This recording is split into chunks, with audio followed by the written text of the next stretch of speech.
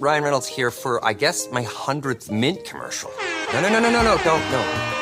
No. I mean, honestly, when I started this, I thought I only have to do like 4 of these. I mean, it's unlimited premium wireless for $15 a month. How are there still people paying 2 or 3 times that much? I'm sorry, I shouldn't be victim blaming here. Give it a try at mintmobile.com/switch. Whenever you're ready. $45 upfront payment equivalent to $15 per month. New customers on first 3-month plan only. Taxes and fees extra. Speed slower above 40 gigabytes. See details. The DSW Black Friday sale is on.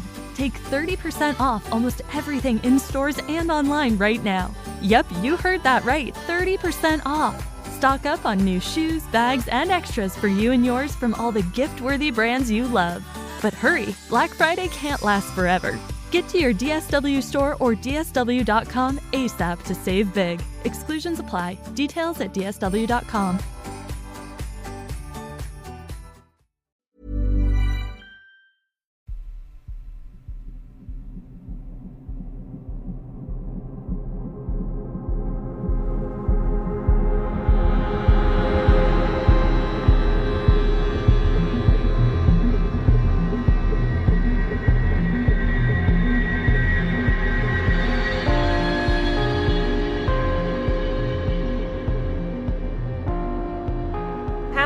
Welcome to 10 days of Festive Fear, day number 2. And like I said yesterday, we're kicking it Victorian style this Christmas, and I'm bringing you some ghost stories every day for 10 days. And today I've got 4 spooky stories for you, and the last story comes from the 15th of October 2024, and story number 1 comes from Loretta.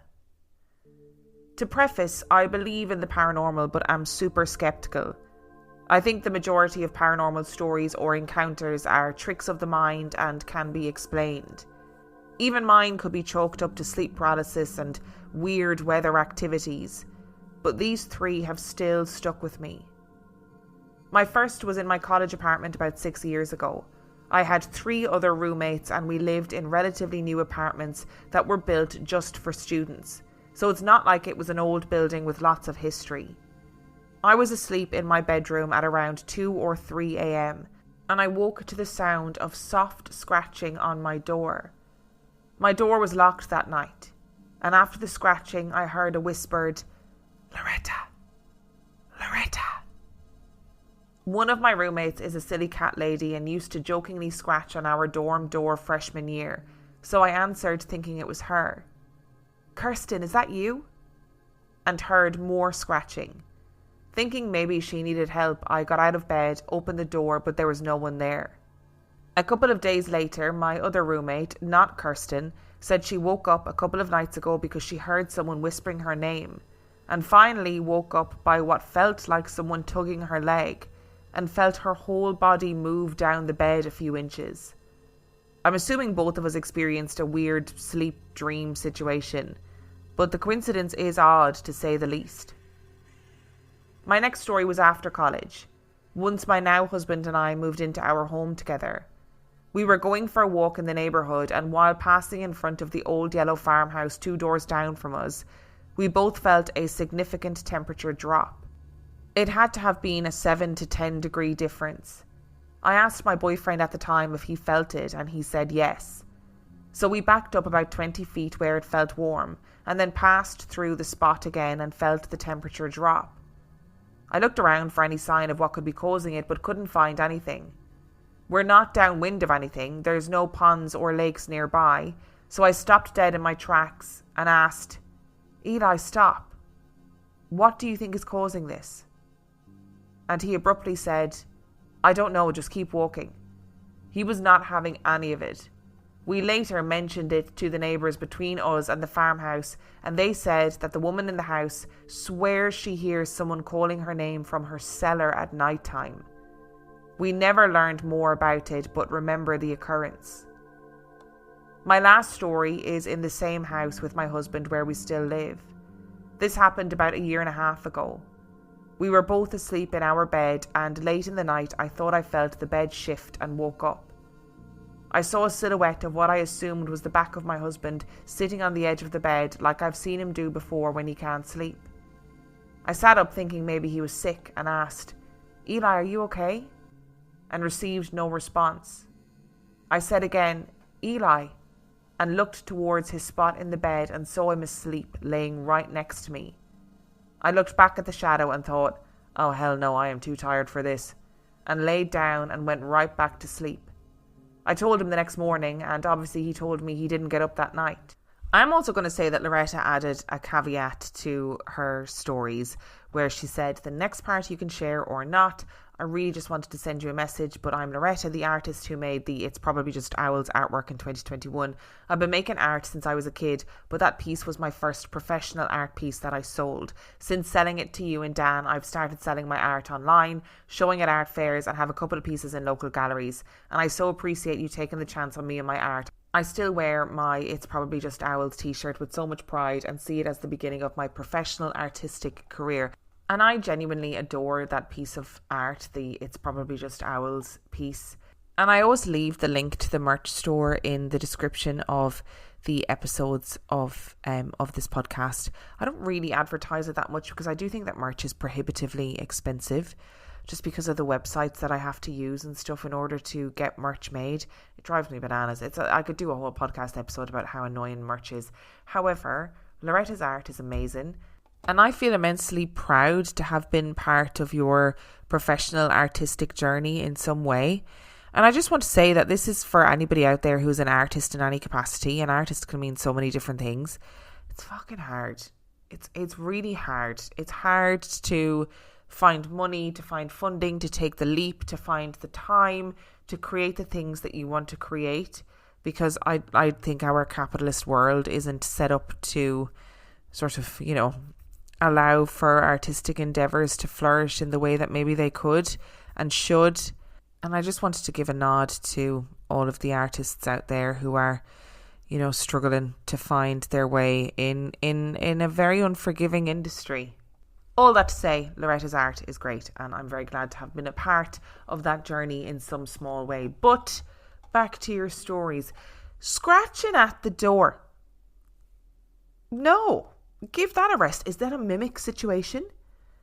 Because obviously Kirsten is your roommate, your housemate. They've obviously made that joke where they've been like scratching at the door, whispering your name, being a bit silly.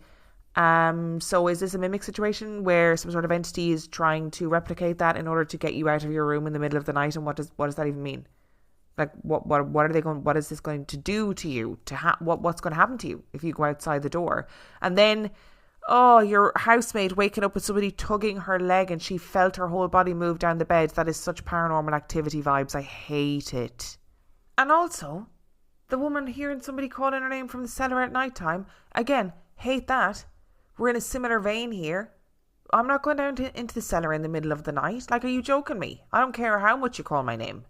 And finally, I do absolutely adore that, when you woke up, saw your husband sitting at the edge of the bed, realised, shit, it's not him, because my husband is actually asleep beside me. It's some sort of shadow entity figure that you were just like, oh, I'm too tired for this shit. I'm not doing this.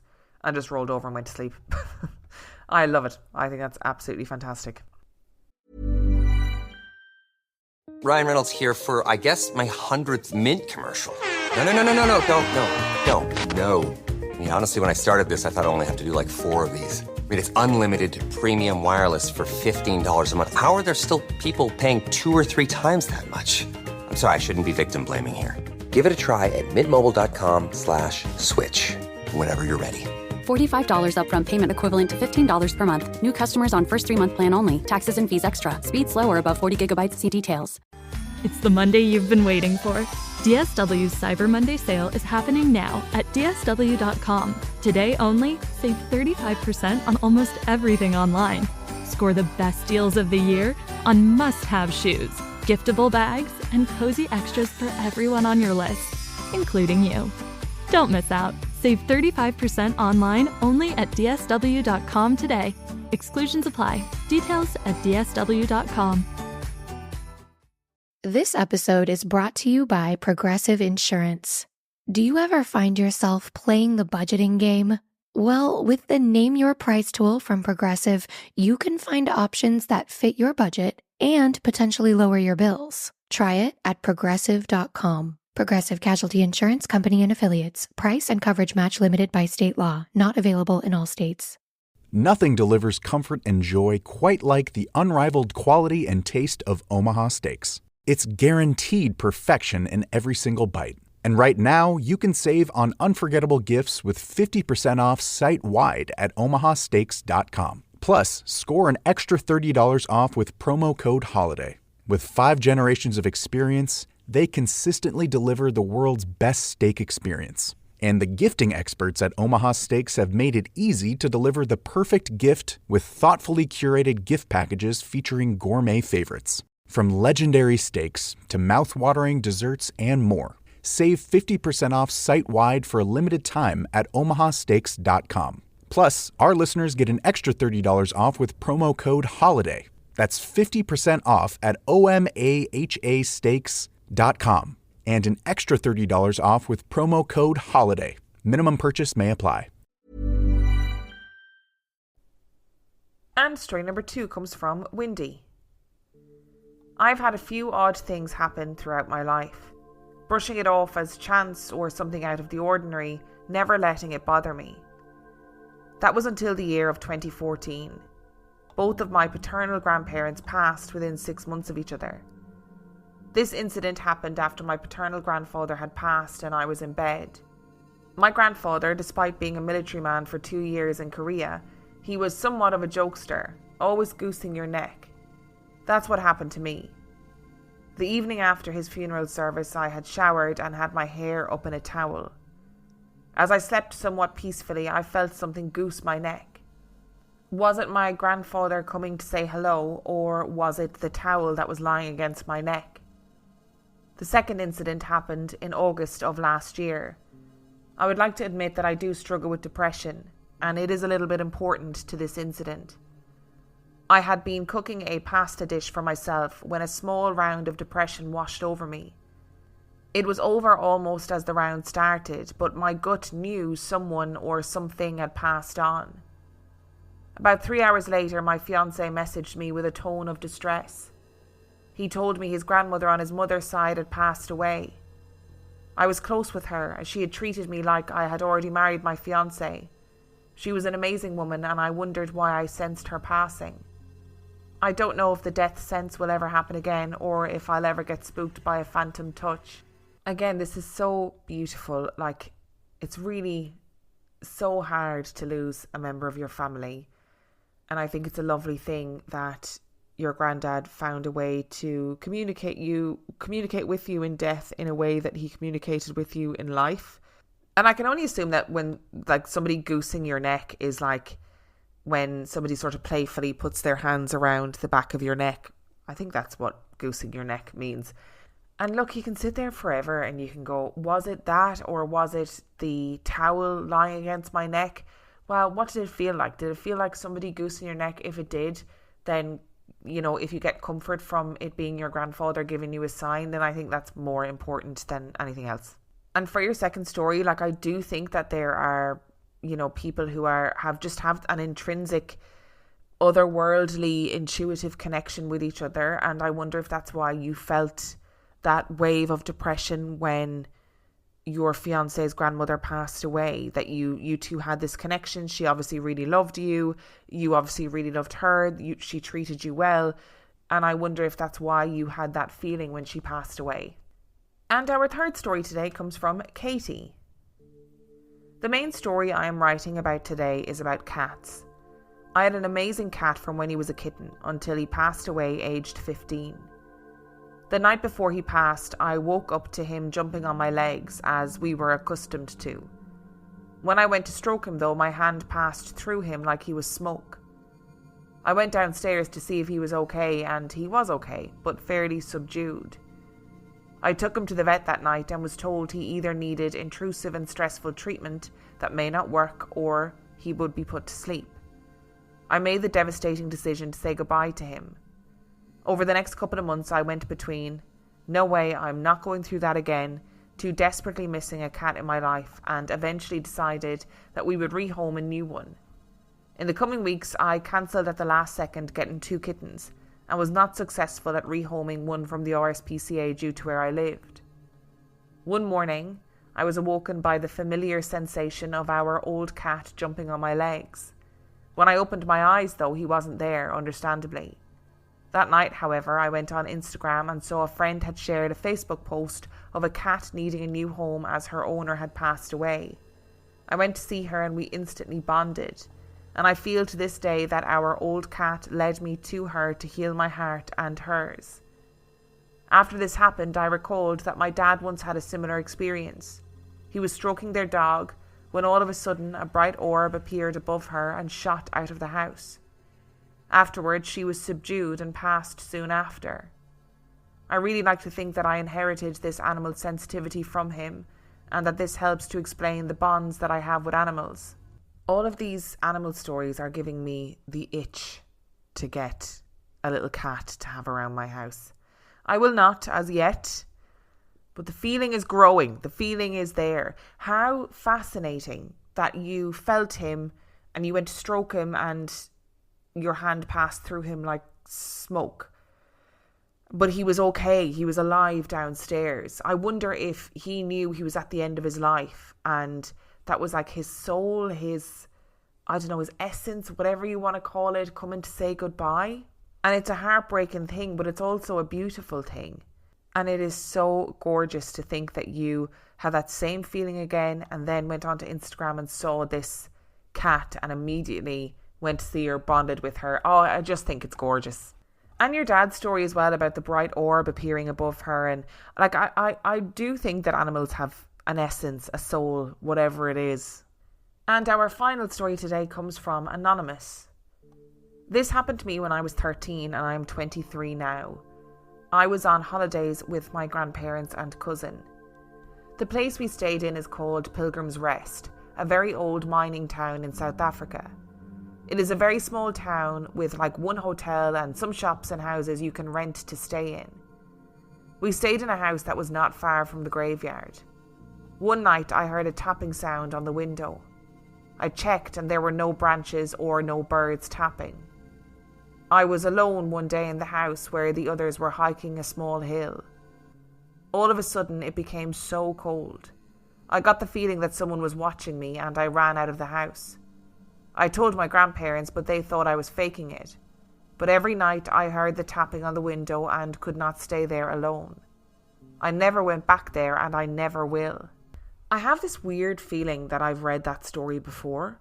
So if I've read that story before on the podcast, I'm really sorry. I went back and checked, but I can't find any evidence that I've read it before. But I don't know. Maybe it's just like a memory from when I was putting these episodes together. I don't know, but I feel like I've read it before. Anyway, it sounds like this house had some major vibes. You know, you're hearing the tapping sound on the window. There's no branches, there's no birds. And then all of a sudden you're in the house on your own and you get the feeling someone's watching you. Oh, that is scary, scary, scary shit. And those old mining towns have some major history. And if you're staying near the graveyard in general, that's pretty freaky. I wouldn't be going back there either. Thank you so much for listening to today's episode. Thank you to Loretta, Wendy, Katie and Anonymous for sending in your stories. Remember, the last story came from the 15th of October 2024. And if you would like to send in your story, you can do so by emailing it to reallifeghoststoriespodcast@gmail.com.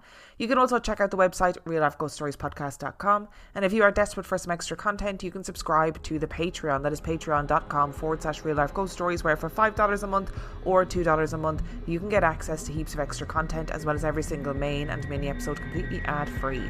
And on that note, I shall see you next time. This episode is brought to you by Progressive Insurance.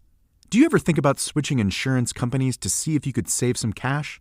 Progressive makes it easy to see if you could save when you bundle your home and auto policies. Try it at Progressive.com. Progressive Casualty Insurance Company and Affiliates. Potential savings will vary, not available in all states.